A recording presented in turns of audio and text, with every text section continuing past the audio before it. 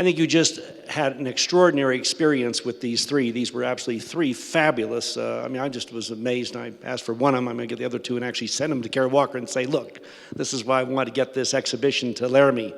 But I want to come at this a different way. So what are you doing here? What are you doing here? Why are you here? I'm here because my teacher wanted me to be. But why are you here? For my position in the student government. Why are you here? I'm interested in the subject matter. So let me ask you, last week in Africa, Boko Haram slaughtered a village of 50 people, okay, that were trying to run away from them. What are you going to do about it? What are you going to do about it? Well, I don't know. In Pakistan last week, a woman was raped. Her family felt she would dishonor them. They stoned her to death. What are you going to do about it? What are you going to do? I don't know. We got the Kurds, the Shiites, and the Sunnis all killing each other, all trying to go crazy in Syria. Okay, 5 million people have left. What are you going to do about it? I don't know. I see.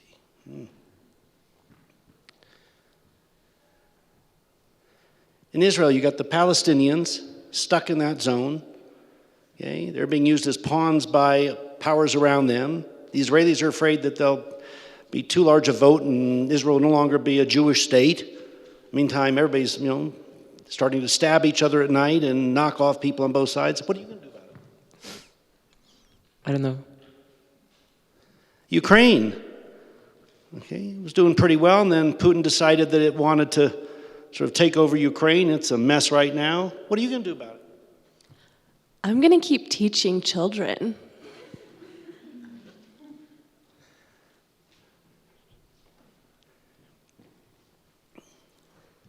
And in China last week, the United Nations had a UNESCO thing, I think it was like 1981, and they created in China, some women came together and created a women's rights group that helped women empower themselves and so forth. Last week, the premier shut it down and disbanded it.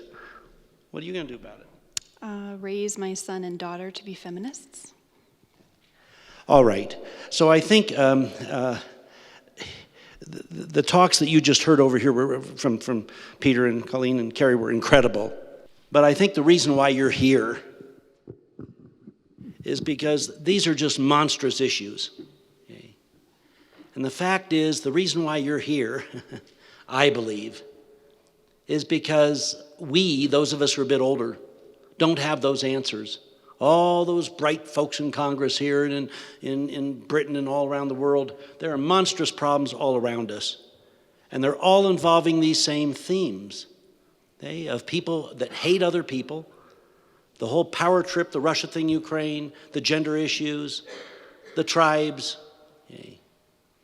They are just horrible, horrible issues, just like the themes here, okay, are those themes. Now, I don't know how to solve those problems, because if I did, I certainly wouldn't be here in front of you. I'd be somewhere else trying to solve those. Okay? But these are the problems of your time. Okay? And you have to solve them. The I don't know isn't good enough.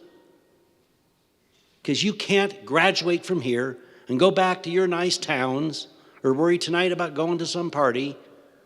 Okay? That's not what Kara Walker wants you to do. Okay?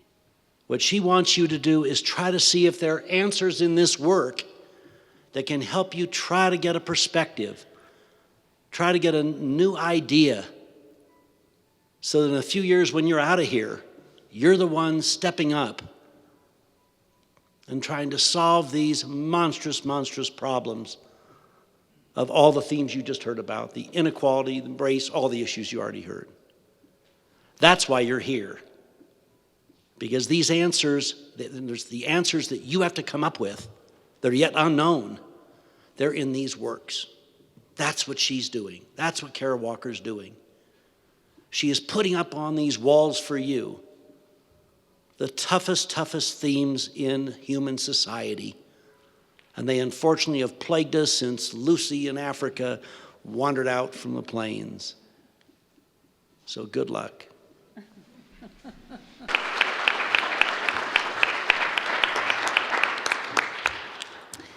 Thank you, Jordan. So now is the fun part of the evening, that we're opening it up to all of you to begin the discussion, to begin the dialogue. And what I'd like to do is take the mic around, and if you have a question for any of our panelists, I'll ask you to speak it into the microphone so we can get it on video. So with that, are there any questions? And if there are, raise your hand high for me. Thank you.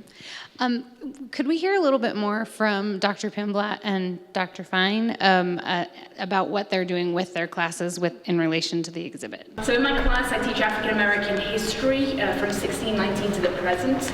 And right now we're in the pre-colonial West African section of our course. And so we were already planning to come out here to use the fabulous teaching gallery, which has West African exhibits in it this semester. And we will be here on Thursday for that purpose. But when I learned that Carol Walker's work was going to be here, I reoriented the entire section on enslavement, which is the bulk of my class, because enslavement was the bulk of the Black experience in the United States in terms of time.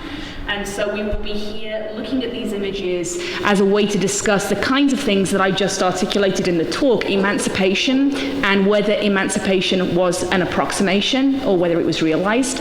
And I think her work hints obviously at that answer. And then we'll also be using it as a way to talk about Black women's experiences within slavery and representations of Black women's experiences within slavery.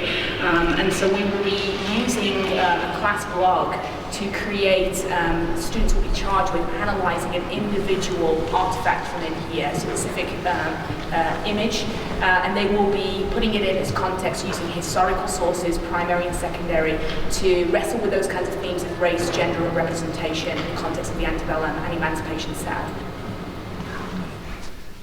Yeah, so I'm teaching this class right now called Visualizing Race. And as I mentioned, I've only taught it to grad students before, so this is the first time with undergrads. And what we're going to be doing in the class is it's a seminar studio course. And what we'll do, we'll spend some time here looking at this work. I would have spent quite a bit of time looking at her work anyway, but this provides a great opportunity. So we do a lot of about race and representation related to both art and science to a certain degree, and how through looking we define. So that's basically the overall theme of it.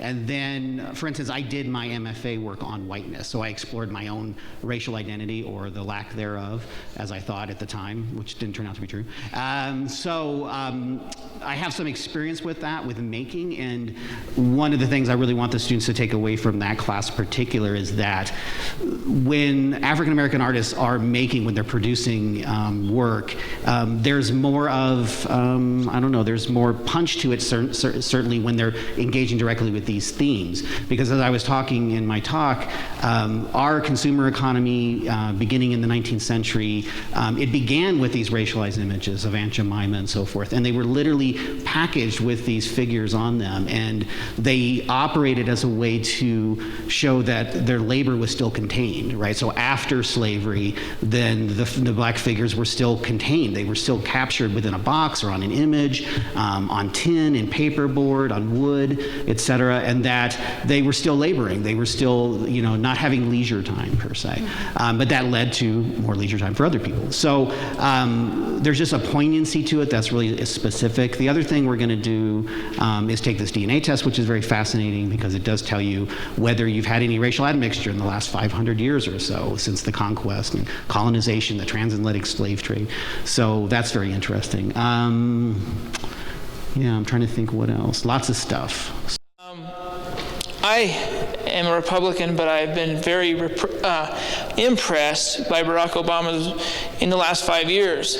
And I can't help but think sometimes if his message is not given a chance partially because of his race. It seemed like even on my own side of the party during his speech, a lot of the Republicans were sitting there just kind of scowling at him. And what I see him encapsulating is what is happening in the future, which is change, that we cannot sit by. Change is here. It's here to stay. And whether we like illegal immigration, we need policies that address that. We need to live in change. But I guess there's been certain times I've been sad thinking that Obama hasn't been listened to simply because of his race. And then the other thing I was going to touch on is that I feel like also in this day and age there's reverse discrimination, where some white people can start to be discriminated against simply because they're white, just as it is for black people as well, or any race for that matter. So I guess in your response, Mr. Schnitzer, to what am I going to do, I'm going to try to change the world the best I know how, and I'm going to put my hat in it and not give up until we solve it. So that's all I got. I think one of the things that Kara Walker is suggesting in her work is that racial stereotypes are not past, and these racial ideologies inform how we think in our society in the present. And so I would argue, yes, that President Obama and his perception in the public is shaped by these racial stereotypes also, and he has to walk a very fine line in how he represents himself in light of the tightrope that is these racial stereotypes. And so I think that is part of what Kara Walker is wrestling with, specifically as it pertains to black women. I'm interested in how she represents African American men in her work. I actually think a little different. And so I would say in her work she would answer that question, yes. In terms of reverse racism, just a simple comment on that, which is that when I teach it on reverse racism in my intro class, I deny that it exists, because racism requires not just prejudice, which is individual dislike for and a set of ideas about another person to do with their racial identity that is a judgment. It also requires a system of discrimination in practice. And the power of Euro-Americans is so expansive and has been historically for the reasons that we see in all of these images, right? This history means that prejudice cannot be backed up with discrimination to make reverse racism a reality. So people can individually dislike each other. Often people have very good reasons to based on this history, but reverse racism for me is a bit of a myth in that sense. Thank you. So, Dr. Denny and Dr. Fine, I wanted to explore an intersection between both of your talks. Dr. Denny, you talked about Kara Walker's offering a form of resistance to the domestic representations of women in the domestic sphere. But then, Dr. Fine, you talked about blackness as a commodity. And to me, I see like commodification or consumability and the domestic sphere being almost inversions of each other, where those two ideas might cross, or if they run parallel. It's complicated, right? So like these images exist in a historical timeline, and they continue to have latent regressive tendencies. They come back and forth. But there's certain points in time where, for instance, let's say talk about the domestic sphere, right? So the domestic sphere is created, as Colleen was talking about, by industrialization, right? So prior to industrialization, people, labored in cottage industries or in farming or et cetera.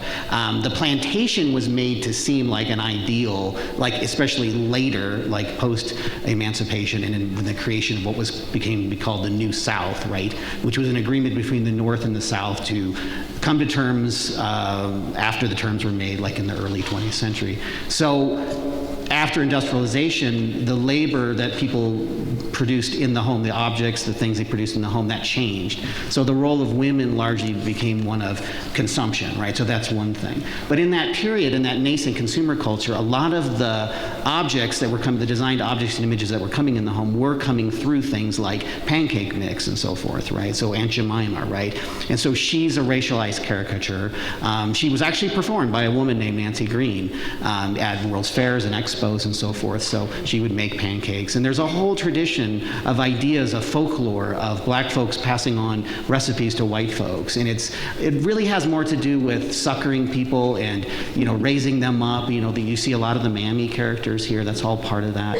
So I would say that in that period, if you're talking about post-Civil War, Reconstruction, Jim Crow, there was that was when everything was in transition. And so it's a little confusing, but it's definitely there, right? So as I said before, the idea behind some of those characters was to make you feel comfortable with an industrial product, right, that you're not producing anymore. But there was also the myth that was also simultaneously being established that there was really this sort of ideal plantation life, right? But it wasn't even pastoral in the way that we think of it. It was actually, a very industrialized system of labor. And it was, of course, tied to the industrial North, but so that's just part of it, I would say. Colleen, do you want to? Yeah, I was going to go with the Aunt Jemima on the pancake box kind of image too, because it really does sort of conflate that whole idea of commodity and the domestic, right? And the continuation of that construct for us and that stereotype is definitely there. Right, and you saw the image that Colleen presented, Betty Saar's image of the Aunt Jemima within the box, I think. And that's really about containing labor, also black labor, because once people are emancipated, well, who's going to control that labor? And there's a lot of fears about mobility, right? So as there's a black middle class emerging, they're also buying these things too, but they're looking at it, they're being misrepresented, right? But so they're caught up in until there's always complicity, of course, when we buy things, when we sell things, when we produce things. But yeah, so I think that I was really interested in what Colleen was going, where she was going with the body itself, right? And the body as being a vessel and an object, because once you objectify somebody and you see them as a stereotype, you can fill that person with whatever you want. Disgust, love, you can do those things simultaneously, oddly enough, right? And so that's a big part of this history that Kara Walker is exposing to us is, like she talks about her book, My Emancipator, My Lover, I can't remember the full title of it, I have it written down somewhere. And it's just, you really see my complement, my lover, my emancipator, all those things mixed together. So that confusion of human emotion and human objectification, so. And there is that one image in the Emancipation Approximation, it's on this wall, of the black woman silhouette holding up the white woman silhouette in the big ball gown. And that to me is a really good image that addresses that subordinate role within the household, right? It's by the fruit of her labors and literally on her back that white woman is existing. It's an excellent question.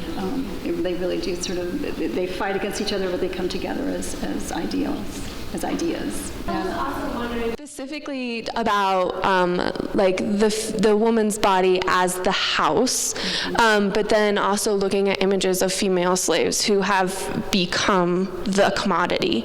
And so that history, that conflation begins to evolve as a result of the Industrial Revolution, but also in just the very nature of slavery. Mm-hmm. I think we've talked about kind of the silo and the box and fitting in these stereotypes. So my question is for the panel, but also to the audience. So if any of you care to respond, please raise your hand. But how can we all be brave when it comes to social change? Well, I'll just say, there's a lot of art students here, and, what artists and designers, writers do is they make things, right? So it's through the act of making, right? So you're engaging with a material, whether you're a painter, you're a ceramicist, you're working in wood, or you're working in a commercial field like design, like I've done for most of my adult life, either working in it or teaching it.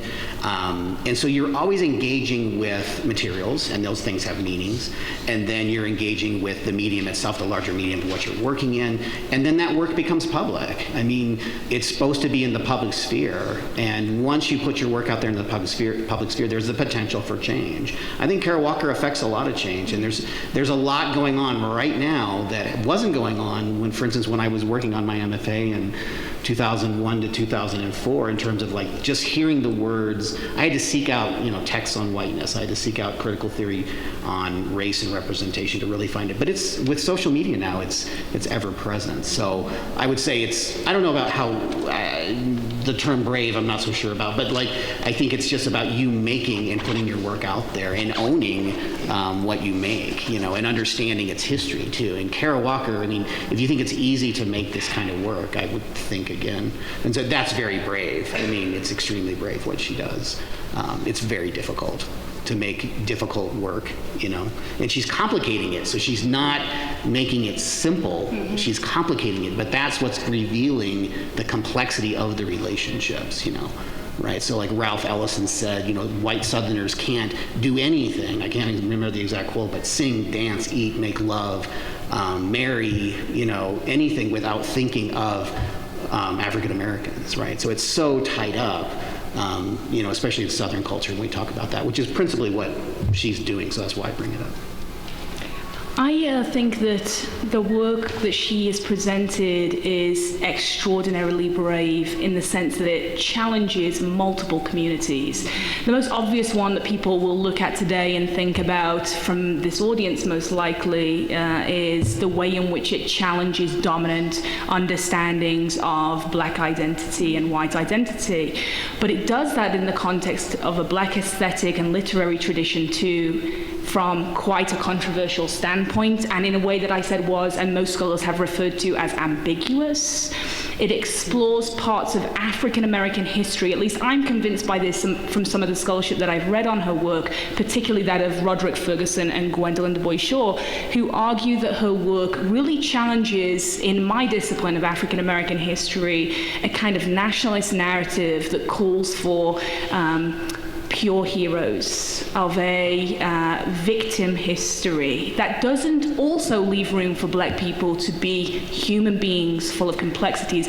And I'd like to draw a parallel that I've been wrestling with for the past couple of weeks while writing about Kara Walker to contemporary political struggles around how African Americans are represented in police brutality cases, which is that there's a respectability politics that has demanded that African Americans be pure victims, that when they are murdered by law enforcement, that they have to be perfect, innocent victims. They cannot be human beings, meaning that they have human personalities and moralities, complexities. And so I think part of what Walker's work is doing for me is demanding that black people be allowed to be human, warts and all, and that they be able to desire things that are taboo, and to have complex emotions and moralities that don't always ring as perfect or noble and true. And I think she's wrestling, and this would just be my assumption, it may not be true, she may say something different herself, but I think she's wrestling with that complexity in herself. And when she does that, she conflicts with nationalist histories within my discipline that very rightly have called for a respectability politics that represents black people in a very specific way for very obvious political reasons, right? And that's what I was referring to the comment earlier about Barack Obama, which is that Barack Obama has to walk that line every single day of how he represents himself as an African-American man in this society, right? So that's something that is, in terms of the conversation white folks are gonna have about this stuff, that we're not part of and we're not privy to often. It's a conversation that often African-American studies folks have in private behind closed doors. But it's something that she puts out into a very white art world. And that raises all kinds of controversies. So for me, I think that's very brave. And I also think that it's very important because I think part of the bravery we have to have in our own moment in terms of struggling around issues of racial justice in the present is to fulfill that battle for true emancipation and full human actualization that lets people not be stereotypes either positive or bad, right? But allows them to be the full human version of themselves. And for me, that's what I find most compelling about her work. It's interesting. I don't know if any of you watched the PBS special where they trace back your history, your ancestry. So 3 weeks ago, maybe it was a repeat, but they were doing Kara Walker, and they traced back her history to the early 1800s, and she'd only known back to like 1880 or something. And I think it was her great-great-grandfather was a white slave owner. And she never knew that. I think his name was Chase.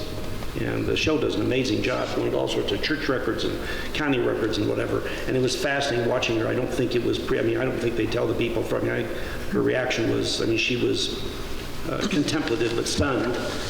And I thought, here, the irony of, here you have her dealing with these issues, and then how did she deal with, after that show, that reality. And I think it was interesting on that show, there was a Hollywood actor on one of those sitcoms I don't watch, and a Caucasian guy whose his great-grandfather was African American. And then there was that Donna Brazil, who's like vice chairman of the Democratic Party and been a state legislator in Georgia, I think it is, and whatever, and a well-known commentator. And she always thought her name Brazil came from Brazil or something, and they traced that back. And she had a colonel, a white slave owner was her great-great-grandfather or something, whatever. I think back to the question you asked before, when I pushed you on those bigger issues, my point of that was, as I said to the smaller group over there, our artists are always chroniclers of our time. And that's why I also said, as you've heard so eloquently, gosh, fabulous, these themes are far more than just about the black-white relations. They talk about all these themes which have been brought up, and that's why they're so universal and so critical. And they do relate to all those issues all around the world. And on my other point, yes, this is your time now in your lives to help solve those monstrous problems. But right now, what you can all do, I think, is, and what this show should help you do, is work on yourself first. We all jump to stereotypes. It just happens, and you have to catch yourself. You're human. We're all human. And you'll start seeing people of a certain race or this or educated or not or whatever, and it just happens. You just start making some assumptions, and you find that in yourself. And the first to be the best you can be is you've got to guard yourself from your humanity of reacting to stereotyping and so forth. The second thing is you need to then band together and stand up when you see that inhumanity, when you see those issues that women pay in this country. It averages 61 to 81% of men's pay. Okay? You've got to help solve that. Okay? You've got to demand that's got to change. Why does that exist? Okay? You have to help both the men there and the women there in our real estate industry. God, it's tough to get senior. We have our 265 people, 147 are women. And we've got some fabulous stories there I'm so proud of. And we've taken some gals that have been on the street and had them work as receptionists, and they moved on up and we paid for education, and now they're senior property managers and have their families, and the letters I get just touch my heart. Yes, I'm in business to make money. You need to make a profit when you're in business. On the other hand, you're part of a community. A company's part of a community. When you do those things, that's what brings you the joy. So the point is, you've got to stand up. You've got to, in your own way, guard against things in yourself and stand up with others as a community when you see intolerance towards others, and work together to change one community, one neighborhood, one block, one community, one city at a time.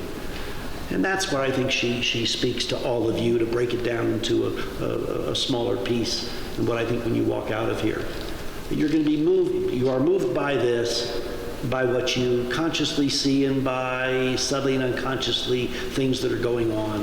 And it's interesting, please come back a second time. And when you come back that second time, see how you have a different reaction to what you saw that first time. And that's, if there's any reason why we wanted to get the show here, is because, it's a pretty white community here. And thought it'd be good to get her work, to get this brilliant person to speak to all of you in your own way.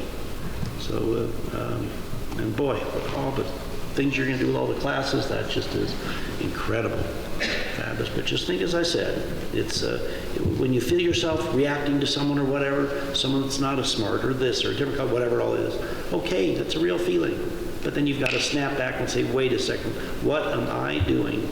How did I fall into that human trap? When you see someone else making some comment or whatever, you've got to say, hey, you can't really mean that. Come on now. That's how it's got to start.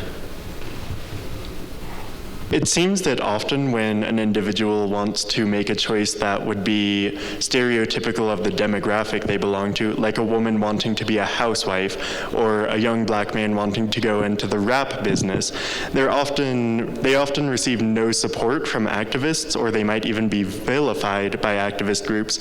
How do we balance individual freedoms with what might be best for society, such as reducing stereotypes? Well, you mentioned the individual, and I would say that in terms of, if we're talking about representations, right? So we're talking about art in the public eye, it's meant to be public.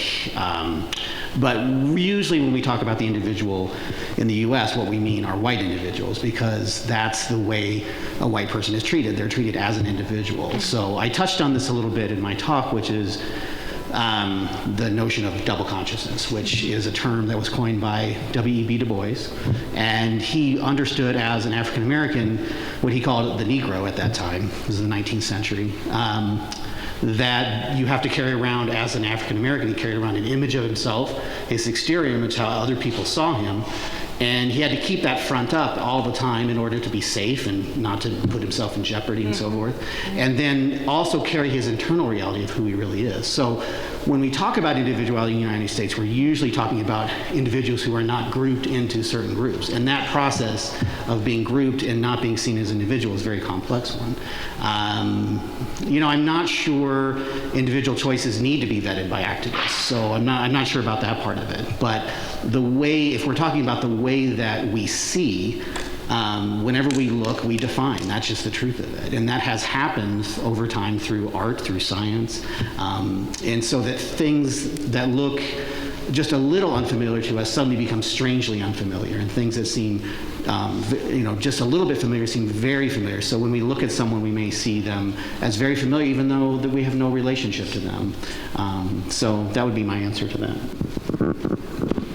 This is kind of over a broader themes of the show, but I was just wondering if you guys could comment on the sexuality and violence themes that are showed usually in conjunction with each other, and how that is continuing today through like the dominant narrative of what the antebellum era represented.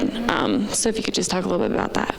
One of the influences for Carol Walker is pornographic literature, and she believes that these images are central to pornographic literature, and narratives of the antebellum South have been a form of titillation for readers in the present. So yes, these images are of the past, and yet they're also images about sexuality in the present, and how race and sexuality operates in often sadomasochistic ways in American culture, in which black women are, in one interpretation of their images, victims of this, and yet are represented often as pleasured by this, because this is an image that's controlled by people in power, right? So I would say that's kind of there's some good material that I've read, but I think there could be a lot more done on this about the more complex aspects of how we interpret sadomasochism within her work. But I think that's what I've read that I found most persuasive about this. Mm-hmm. Can I ask one question that I think... I was at the University of Virginia last week for an opening of a show by Richard Serra. He's the one that does those big sculptures, the Corten steel, and does amazing works on paper. And we're with a bunch of the professors there and so forth, and a theme came up, which I'd love to have the panel's reaction to. And that was, they brought up that in New Orleans that day, there's been a series of, because the image of the Stone Mountain was presented, there have been a number of statues and public of Confederate leaders that communities have felt have been horrible, and they've taken them down. Now last week in Oxford, they made a decision not to take Cecil Rhodes' names off that school and whatever. And we sat there and I asked that question of the woman who runs the Monticello, Jefferson's home, the executive director, and the president of the university, and some others, about what they thought. I mean, was this good or bad? What do you do with this issue? Because I was thinking about Thomas Jefferson, and it's an amazing place, Monticello, and the history and what you learn as he was a big slave owner. And he writes how in his writings he thought it was abhorrent and horrible and so forth, and yet he didn't know, he was so torn about it, didn't know what to do. On the other hand, economically, he could not have operated his farm without that labor. And in the end, he freed 5 of his slaves of the 140 he had. And then there's the whole history of Sally Hemings that I think many of you know, who was a half-sister to his wife, and then his wife died, and he had a number of children with Sally Hemings. But how do you feel about that? How do you react when someone says, boy, we should take this statue of Robert E. Lee down because of what he represented, or this colonel, or this one or that one, or so forth? What do you do about those issues? And if you start that, where do you stop? Do we suddenly say, look, Jefferson was a slave owner. Look at Washington. I mean, every town in this country, there's Jefferson High School, or a fascinating issue. And what do you do? How would you react to that? I think when Carrie was talking about pure victims, I think you mentioned heroes or heroism as well. And I think the fact that these monuments and statues are heroic in their qualities, I think it's different than naming a town or a county, Washington or Jefferson. I think those things will persist. But in terms of the monuments and so forth, they are presented as heroes, right? And then there's also this other false narrative that we've discussed of the lost cause and the establishing of the New South, a new economic model that looked at the antebellum period as an ideal period, right? So I think in the case there, I think it's up to those communities. I mean, in New Orleans, it's pretty obvious when they decided to take down that statue, the majority black population was not particularly well represented by, and I can't remember who it was in particular, a general of some sort.